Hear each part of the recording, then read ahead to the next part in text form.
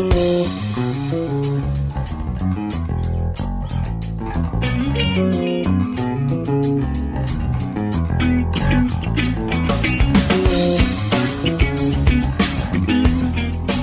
everyone, and welcome to Taking Care of Business with Richard Solomon and Paul Solomon. Our special guest today is Samuel Marder. It's an incredibly poignant, personal story that really needs to be shared with all of the listeners out there. Originally from Romania and now from the Bronx, it was a very long journey that involved the death camps during World War II. So let's get right into the interview. Samuel, thank you so much for spending some time with us and taking a part of your time to be with us. You're very welcome. So you were originally born in Romania, which is in a town that's now part of the Ukraine. Correct. And as a child, I read your bio. You had a fairly middle-class type upbringing. Your parents had a grocery store. Your father was very generous, giving credit to the local people who may have been not able to afford groceries. Talk about that a little bit before your life came to an abrupt halt. Well, I was born into a Hasidic family. My father was a wonderful, wonderful person, but a terrible businessman. He had a little grocery store, and my mother used to refer to it as a non-profit organization. He used to hand out stuff knowing that the people could not pay him. In spite of all that, in spite of his being a bad businessman, we had no want for anything. We went to a private school. And at the age of 6, I asked my father if I could. What drew you to the violin? A very good question. When I was very small, in a crib, my mother told me that story. I don't remember it. But when my mother used to take me for a walk on the streets, we used to pass by always a window where violin sounds came from.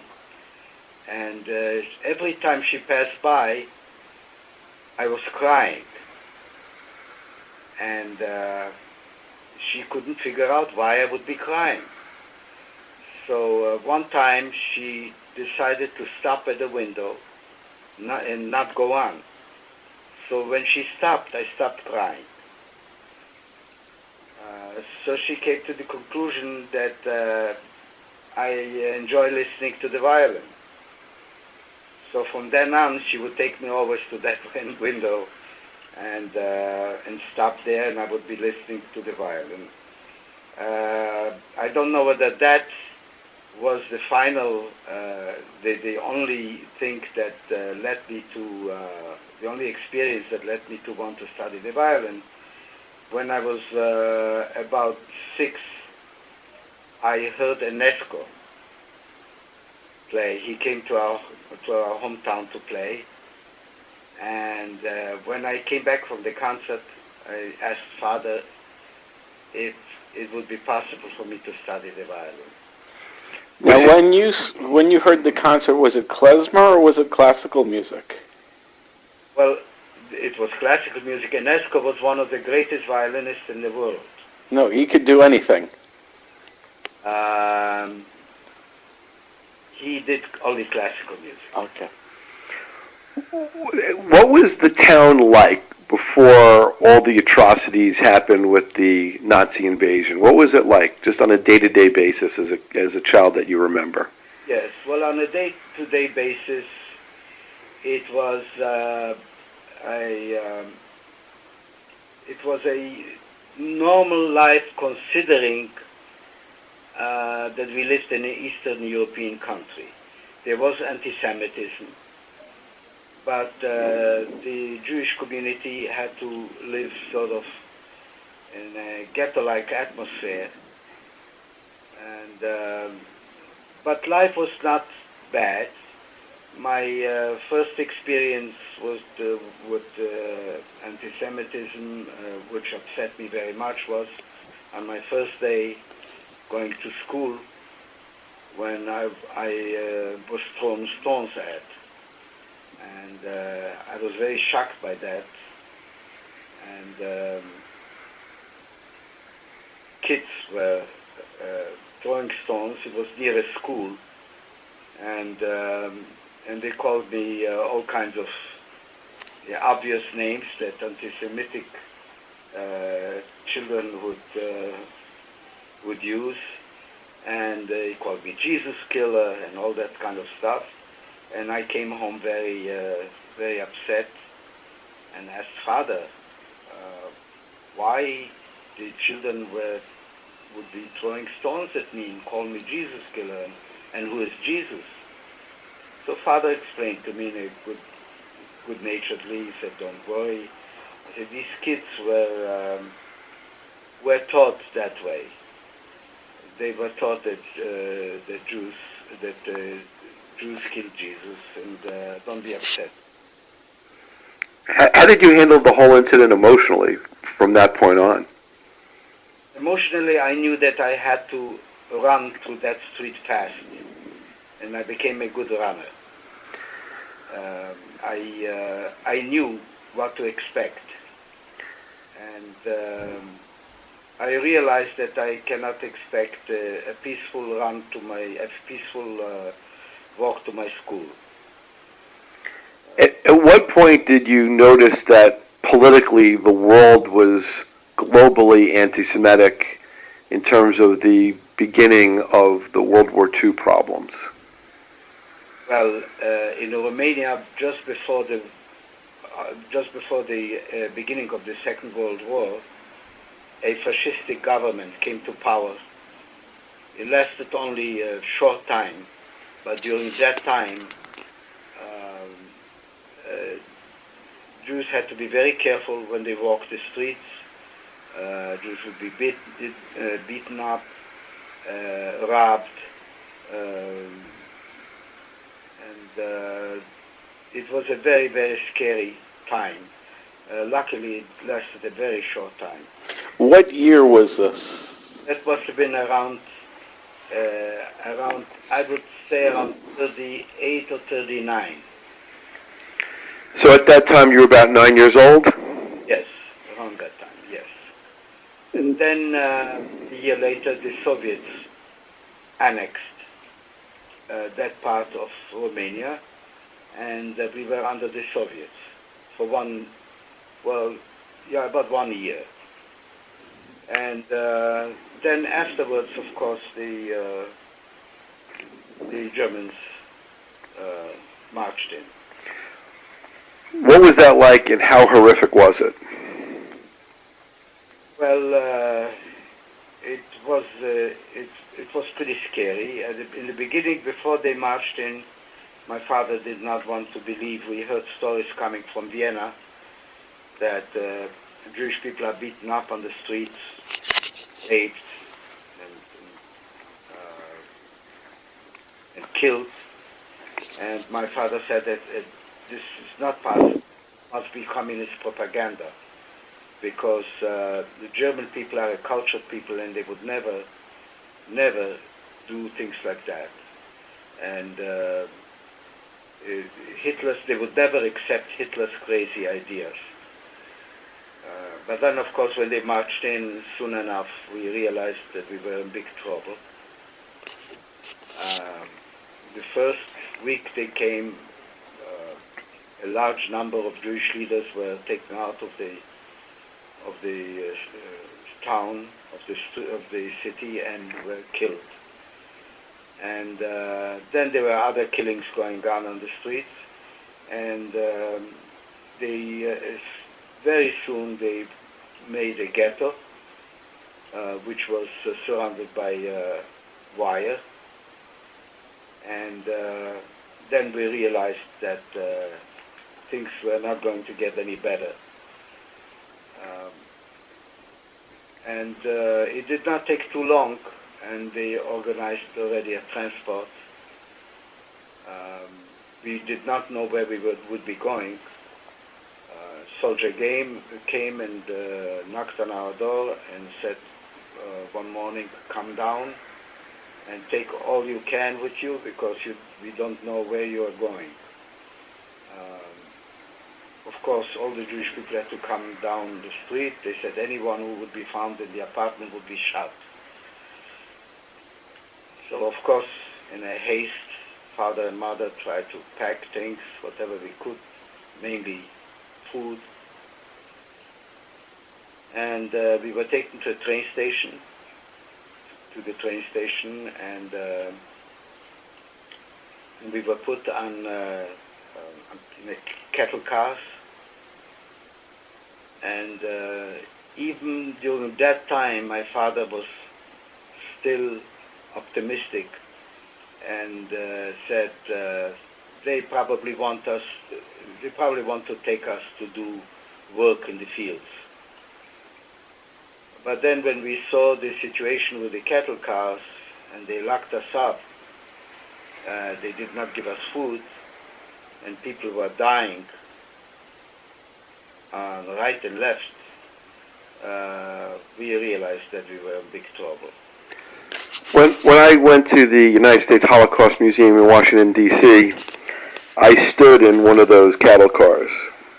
And our family lost a number of people in Europe, mostly in Greece, who are our ancestors, our great uncles and people of, who would be sort of our great-great-grandparents' generation and the siblings of great-grandparents and maybe some of their nieces and nephews, depending. They were somewhere in Athens, somewhere in Crete, somewhere in Ioannina, all in Greece. And then we had other relatives, distant relatives in France, who were also exterminated brutally. And I remember being in one of the cattle cars that they have there, and just thinking that I could have been in the very car that one of my ancestors had their last days in. And it was very chilling and overwhelming to feel and experience that. But I felt that as a free man. What did you feel like as someone who was essentially a prisoner? Well, to tell you the truth, at that time, I was 10 years old. I don't know exactly what my father felt, or my mother. They were busy taking care of us. And, but I felt very, very, very scared. And I was really afraid that we were not going to make the trip. Because the trip itself did not consist only of being in cattle cars. After a certain distance, they took us off the cars and they started walking us through the fields in big muds. And it was in Bessarabia. It was during fall time, when it gets very cold and rainy and snowy, and the fields were very, very muddy, and it was very difficult to just walk. On top of it, the soldiers were on horses, and they drove us. They wanted us to walk as fast as possible. Not as fast as possible, but even impossible. And many people couldn't make it, and then they were shot. And I passed by bodies in the mud of people that could not make it. I don't know how we did. I remember my sister and I were complaining to father that we cannot make it anymore, and I noticed my father had tears in his eyes and turned around, didn't want us to see that he's crying, and he said, just try to count the telephone poles, so we would be distracted. So we tried for a little while. It didn't. After 3 minutes, obviously we couldn't go on. And they always had us rest at night in the woods. And I remember one particular night was horrible. It was frozen rain soaked us, and we were lying on the ground, and the only sounds we heard was shooting. I described that picture in my book because that made a tremendously. It made a tremendous impression on me. Well, we have to take a quick break. This is Richard Solomon, Paul Solomon, Taking Care of Business. We're with Samuel Marder, and we'll be right back.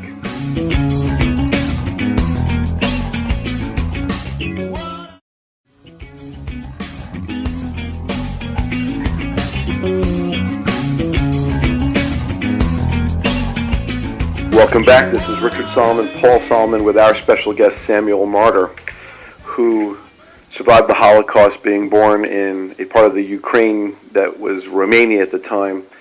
We were talking about the Soviet takeover of the township that he lived in as a child, and then the subsequent invasion by the Nazis and his capture and transport. The story that you're telling us, it's just bone-chilling. So here you are, you're a 10-year-old boy, you're listening to shots in the middle of the night.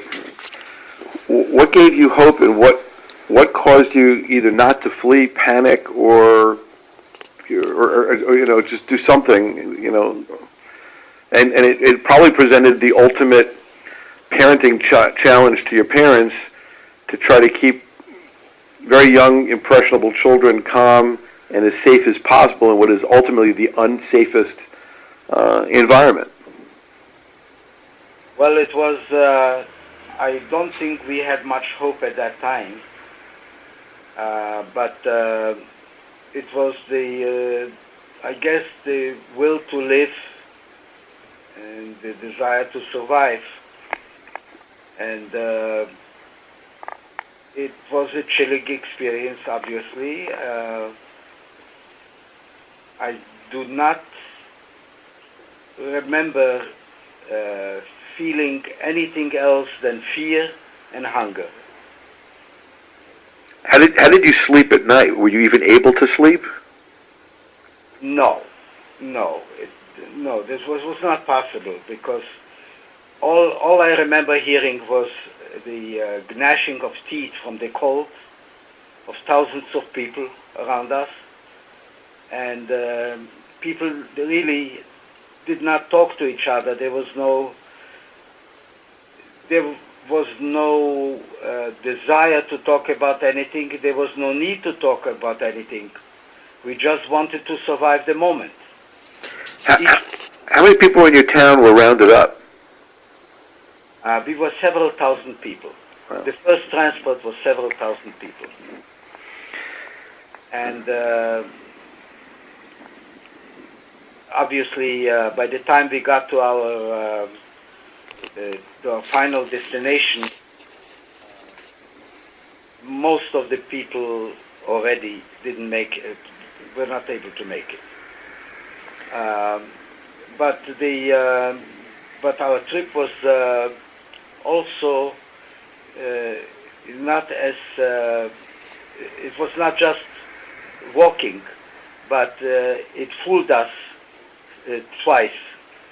Once they stopped us in a little town called Merkulesht, and we were driven into private houses. That gave us a little hope, and we thought, I remember Father saying again, well, maybe this is where they want us to work after all. And we welcomed the fact that we were able to get into a house that had a roof, but soon we found out that in front and in the back of each house was the Jewish family that was killed. They were killed in front of or back of their houses, and Wow. those were the houses that they drove us in.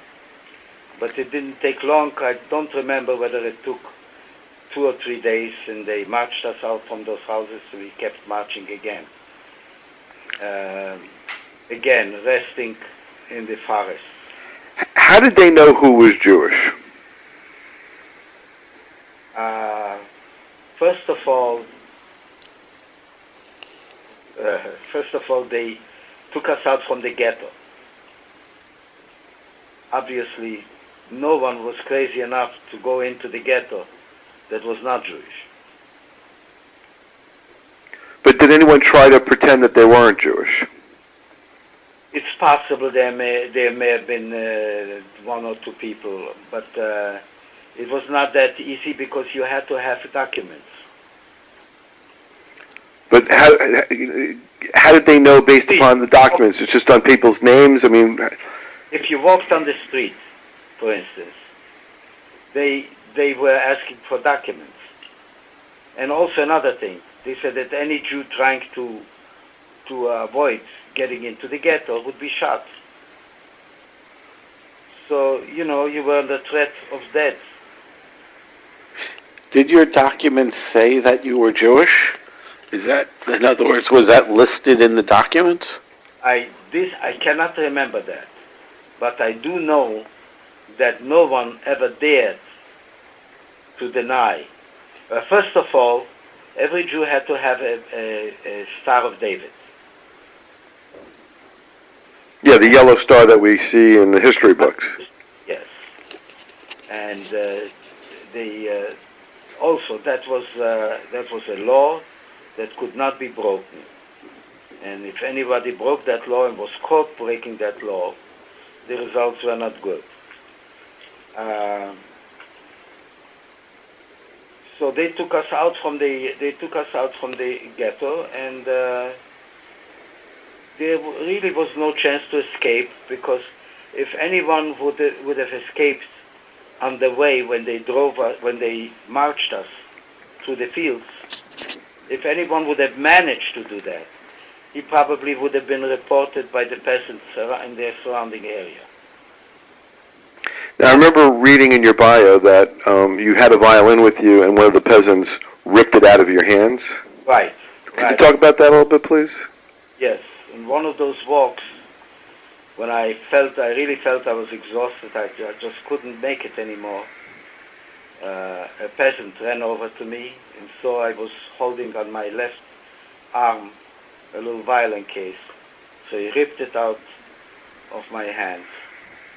And that was the first time that I felt that emotional pain can be much greater than physical pain. I was so upset over it, and I just could not face the fact that I did not have the violin with me. And it took me a long time to get over that. I guess in many ways you had to grow up really fast as a little boy. Well, I had to adjust to the situation, of course. And when we got to the camp, I had two dreams. One was I was hoping to, if I could ever see a violin again, just look at the violin. Never mind playing on it, but just look at the violin. And the other one was hoping for the day, I could not foresee coming, but just hoping for it, the day that I would not be starving. Because we were not given food at all. In that camp, we were not given any food, not even bad food. So people naturally died. They didn't have to kill us.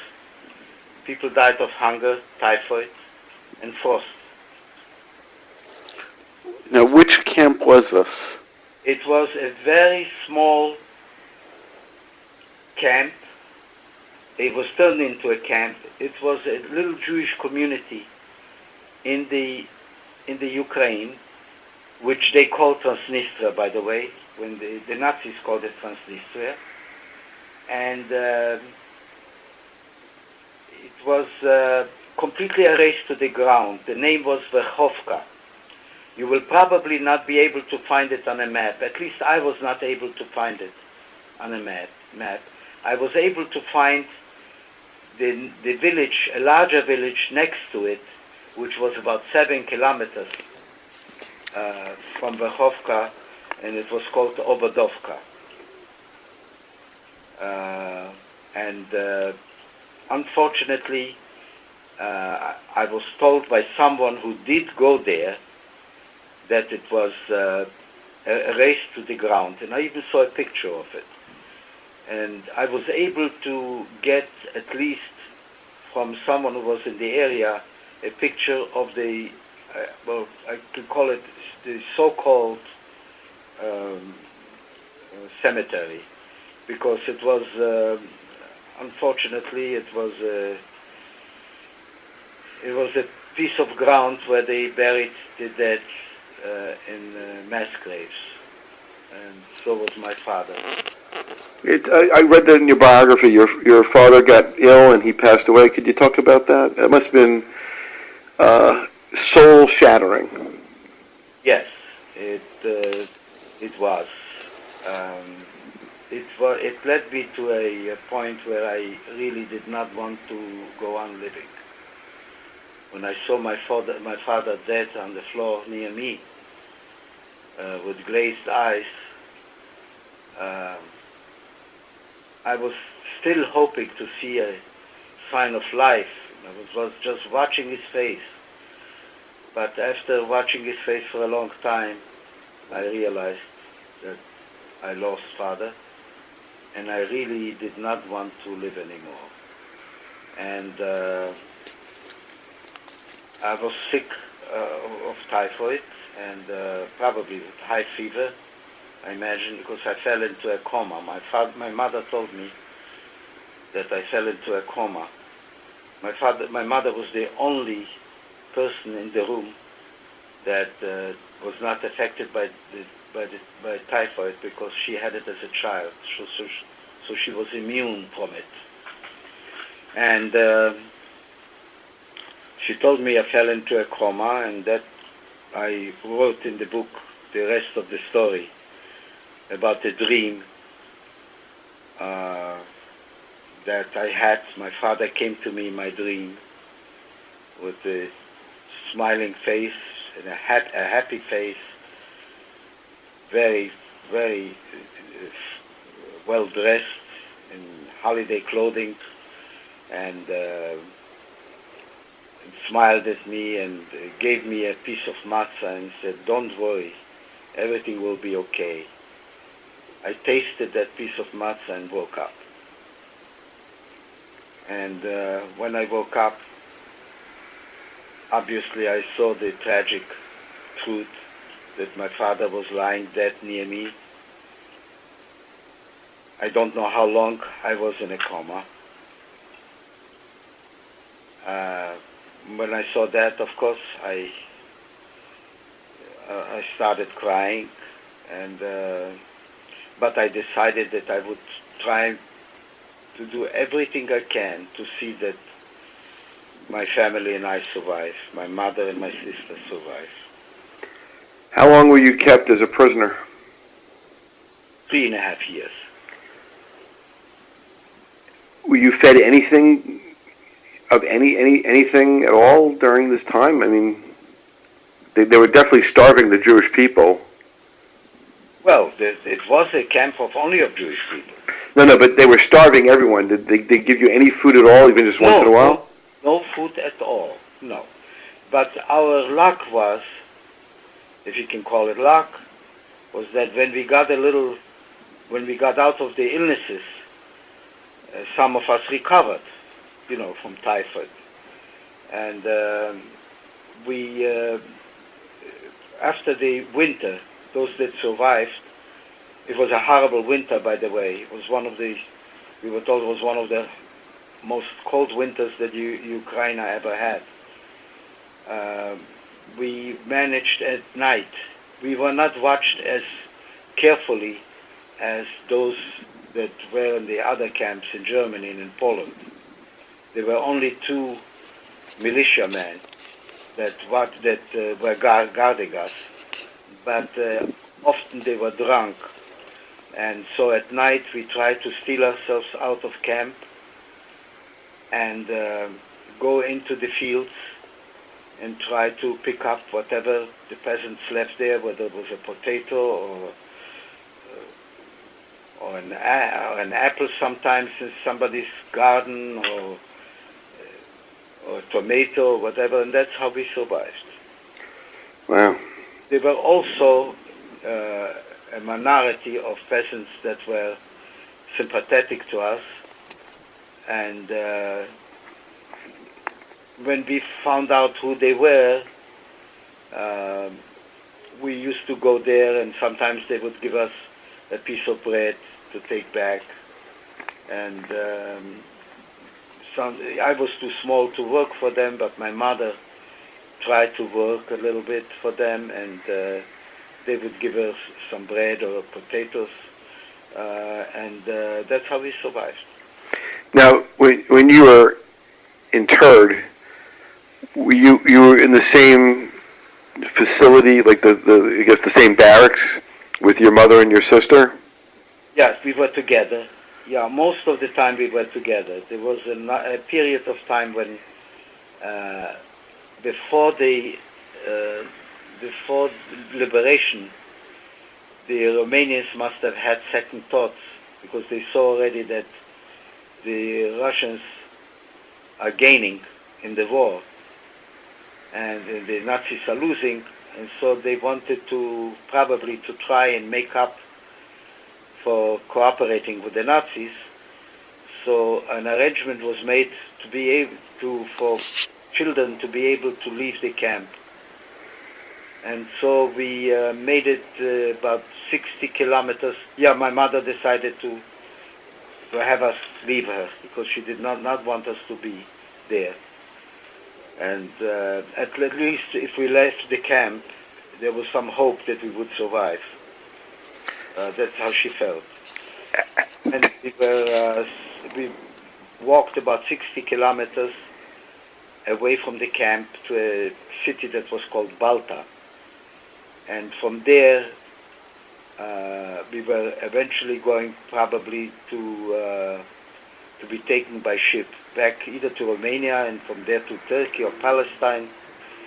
And but after being there for about 1 week, the front line came very close to Balta, and we could not leave. And so that was another story. But we were very close to that, because the situation was very bad for the Nazis, and they left the SS to do the fighting. They did not even trust their own army, and so there was a ghetto there also. And so, as bad luck would have it, the Nazis were on the side of the ghetto, and the other side of town were already the Soviets. And the fighting was fierce. And while the fighting was going on, the Nazis were still busy trying to kill as many Jews as they could. So when we were freed, we found a ditch right near the house where we were hiding. And it was filled up with people. And one picture I cannot forget is that on top of the ditch there was a mother holding her child. And she was shot as she was holding the child. Right. And that was a horrible sight to see. That even the Russians, when they came in and they were so hardened by the front line, when they saw that picture, the sight, they were crying. Oh. This is Richard Solomon. This is Paul Solomon. The show is called Taking Care of Business. We're with Samuel Marder. An incredible story. which is going to continue right after this break. We'll be right back. Keep it here at Taking Care of Business.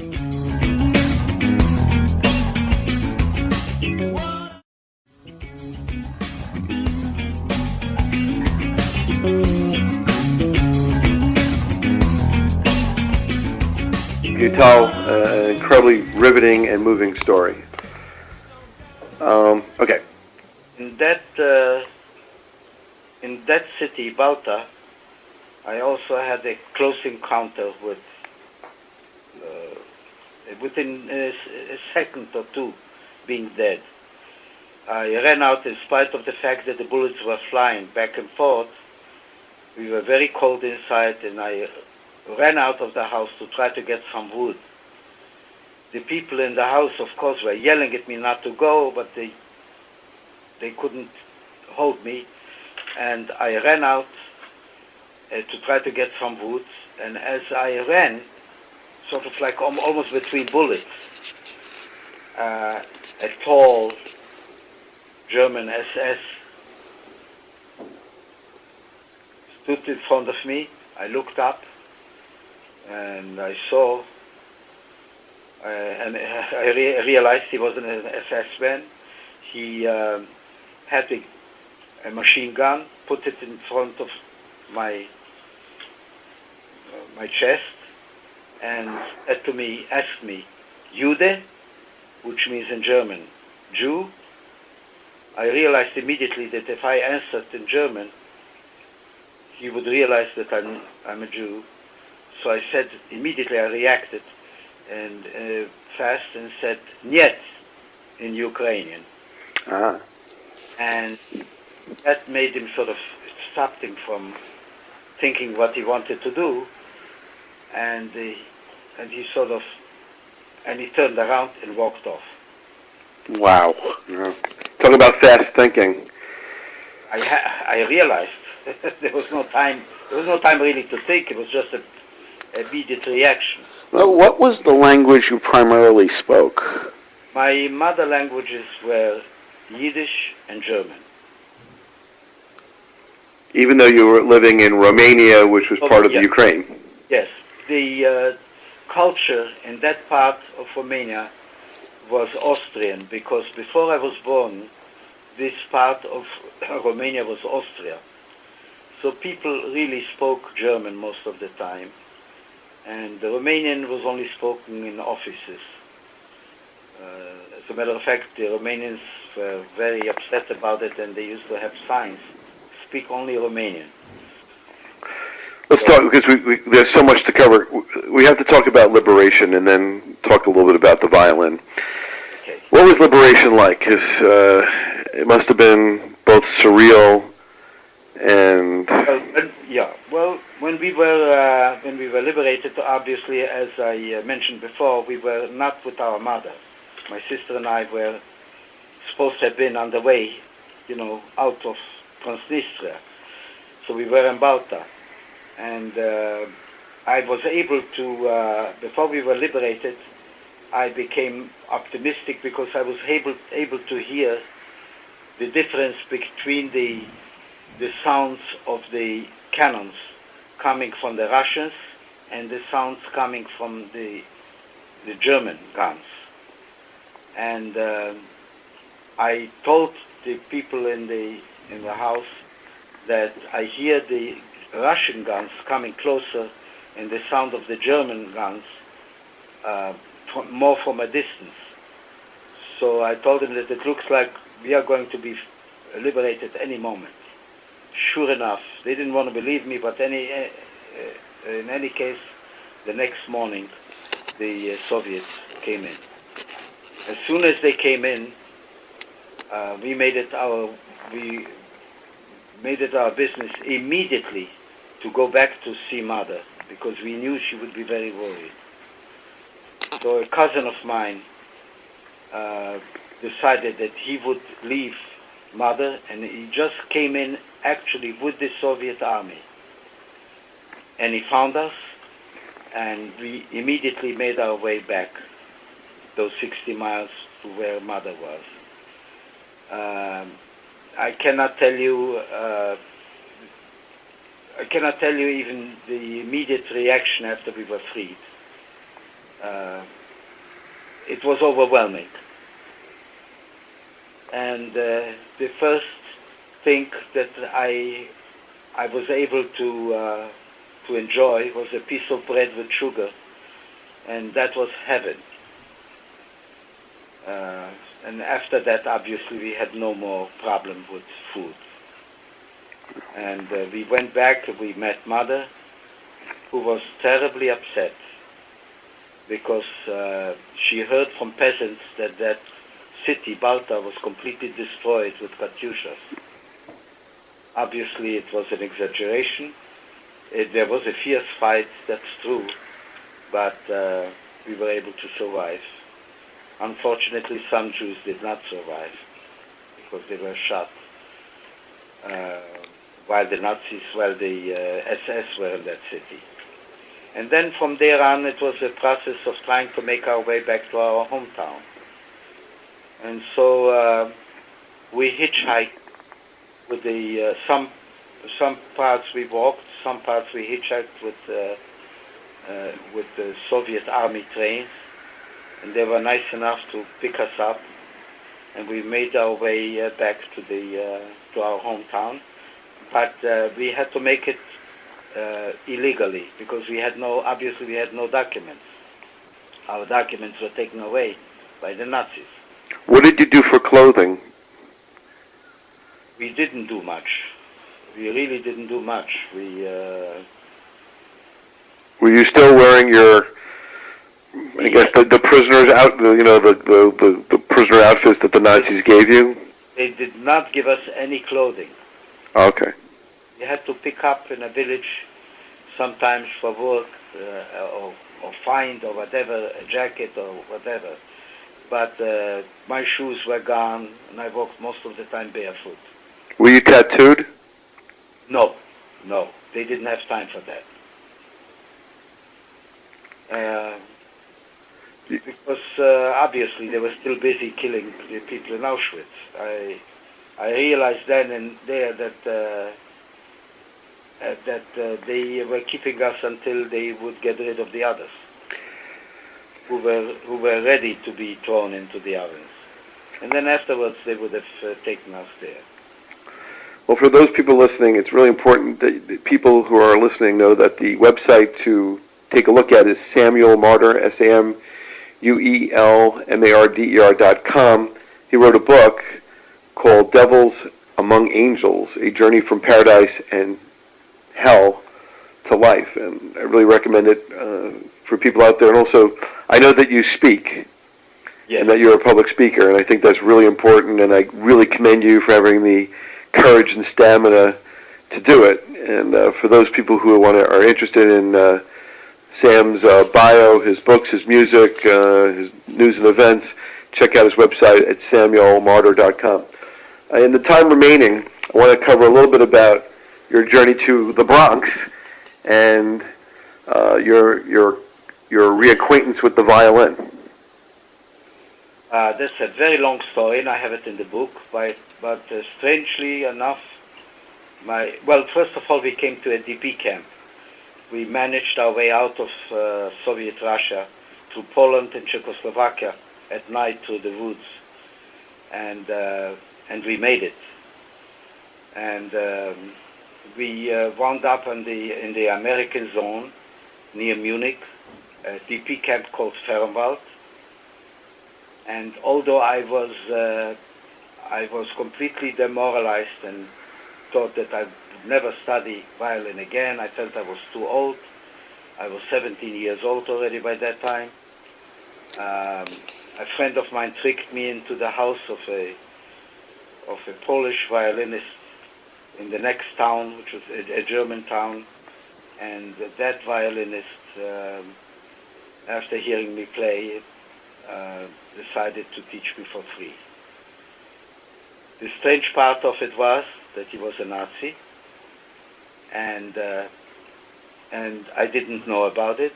We brought him over to the States. He lived in our house, and later I found out that he was a Nazi.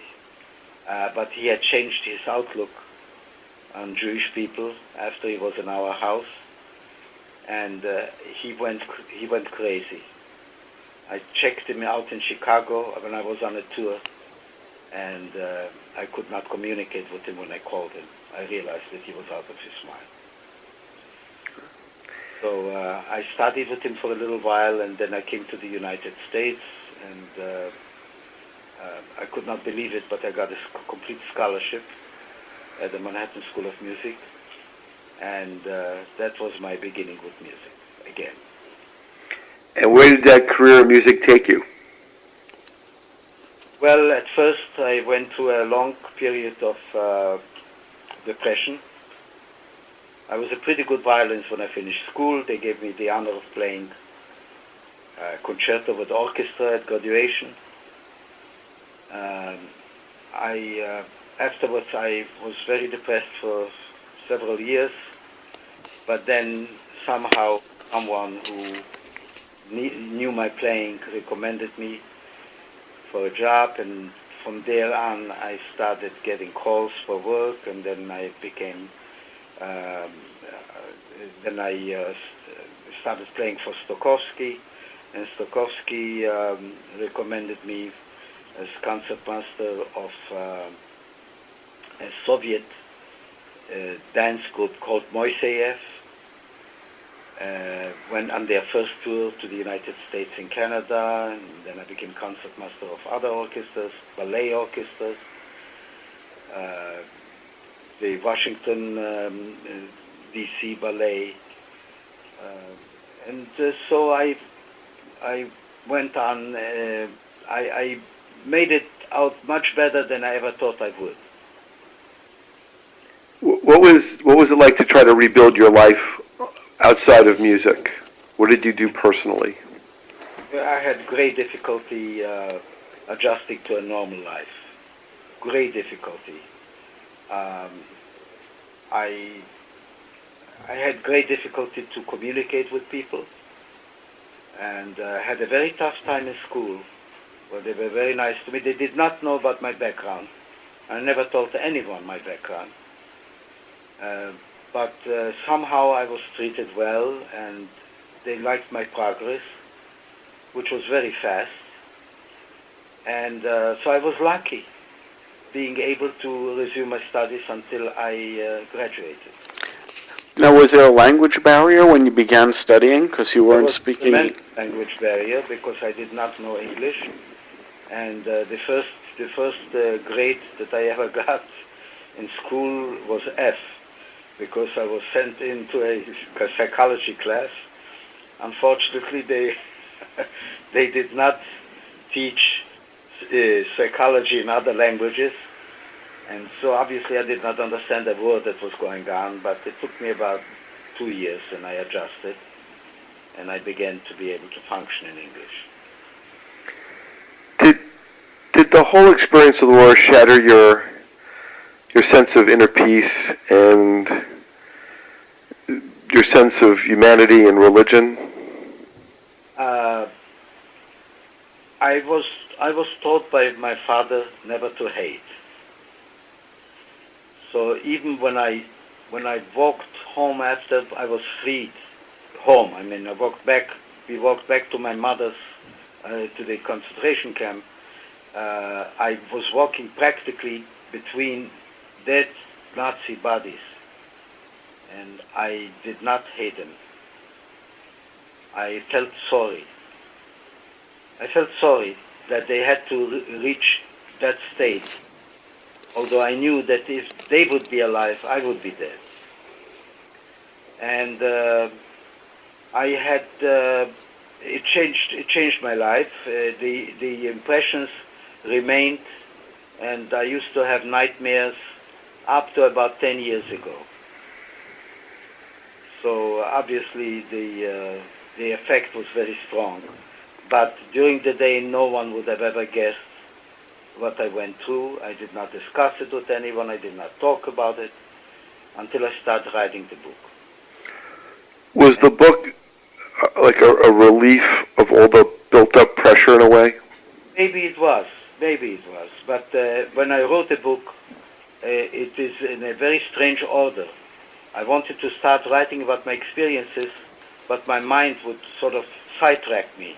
And so I started writing actually non-fiction short stories.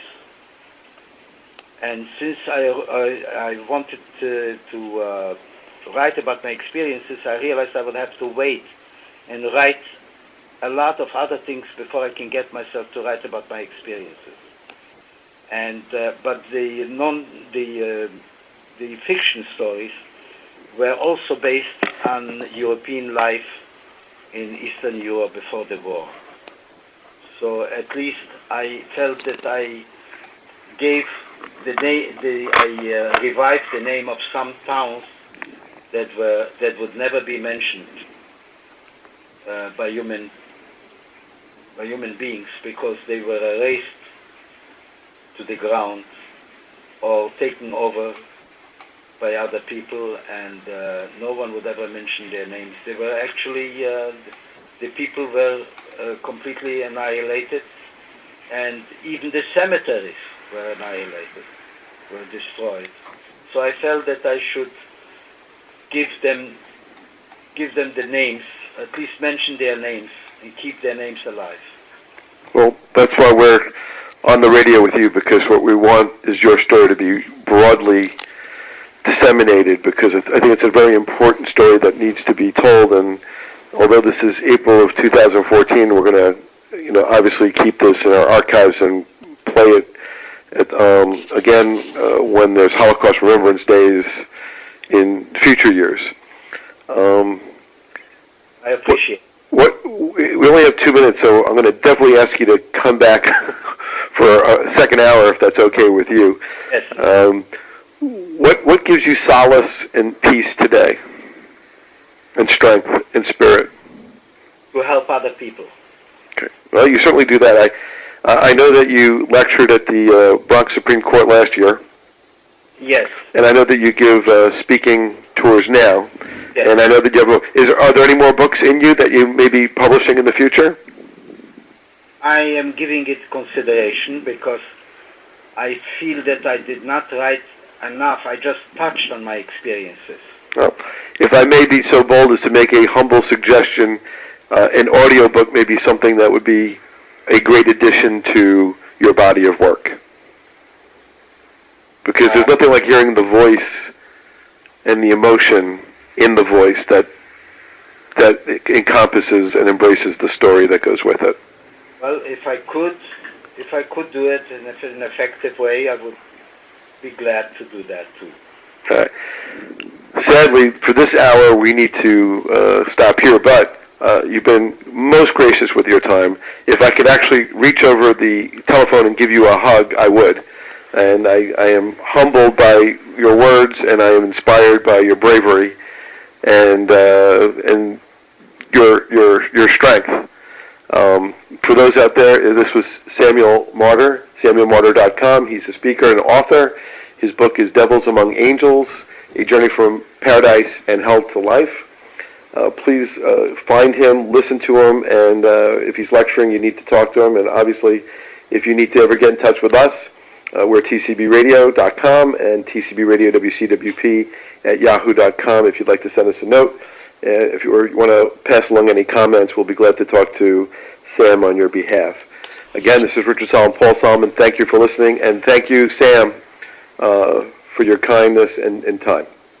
Thank you. I will see everybody next week. Thank you. You're very welcome.